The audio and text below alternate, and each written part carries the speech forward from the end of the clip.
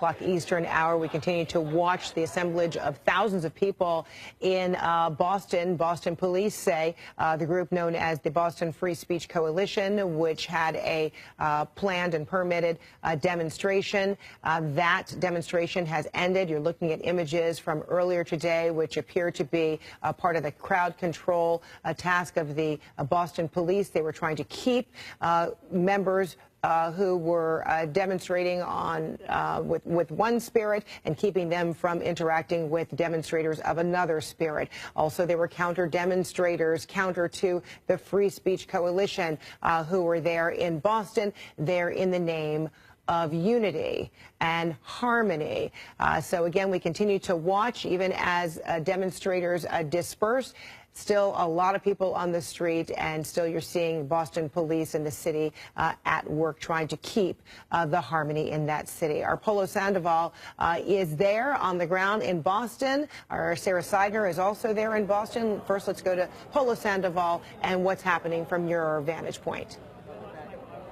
Well, you know, Fred, earlier the challenge was just to keep these dueling protesters separated, and now it's about getting folks to eventually disperse. So as you can see, riot police here, the members of the Boston Police Department are now walking the streets because, as you mentioned, they took to social media a little while ago. That's in saying that this free speech rally is over, which was scheduled to end at 2. So everything seems to be on schedule. However, we have seen a few tense moments, including just down the street, as we're told were some of these quote-unquote free speech demonstrators that were being led out of the area, then potentially came face-to-face with some of these counter-demonstrators. So as a result, police officers really having to shift into high gear to stand between these two individuals. In the process, we've counted at least 9 people been detained, appear to be counter-demonstrators as well. So again, that's what's happening right now in the streets of Boston, just southeast of Boston Common, where you are still seeing hundreds of people, mainly counter-demonstrators, still lingering in the streets. So now that one challenge is over,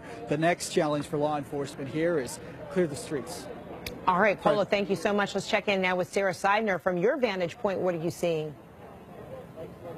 There are still hundreds, if not thousands, of counter-protesters here. You've got the anti-fascists here. They're pretty much breaking out. That crowd did a few speeches, people cheered, and then they decided that they were sort of done and people can hang out in the park if they like. But you do still have a large contingent of the rally that was organized by Black Lives Matter. We are walking over to that right now. And just to give you a little bit of history, Boston Common, as you know, is the first park ever to be created in the United States, officially, if you will. And so it has a historical meaning to those who are here in Boston and to Americans as a whole. This place right now is the scene of what was 2 different demonstrations. One, the so-called free speech demonstration. And one of the things why people were upset about that demonstration is because one of the speakers listed, who was supposed to speak for that free speech, so-called free speech rally, had also spoken in Charlottesville during the white supremacist rally. And so people saw it as basically a different name for a racist group. The group itself has said, look, we organize this and we are not racist. We are just here to be able to express our views, and everyone in America should have that chance, but that is not how it was seen by obviously thousands of people in Boston who have gathered here. I do want to talk about something that happened about 10, 15 minutes ago. There was a rally from the crowd. All of a sudden you saw people running towards a gate and a street, and what they were saying was they were chanting, "Don't engage, don't engage." And it's remarkable because you've got thousands of people here. The person who was being detained by police was from the free speech movement, and you saw him sort of walking through the streets, and then you saw the Black Lives Matter group saying, look, don't engage, they don't want to see violence. An interesting juxtaposition there as you're watching this all go down. I do know that there have been some from the counter-protests who have been in the streets and police trying to push them away, some of them being detained as well because they want to keep the streets clear.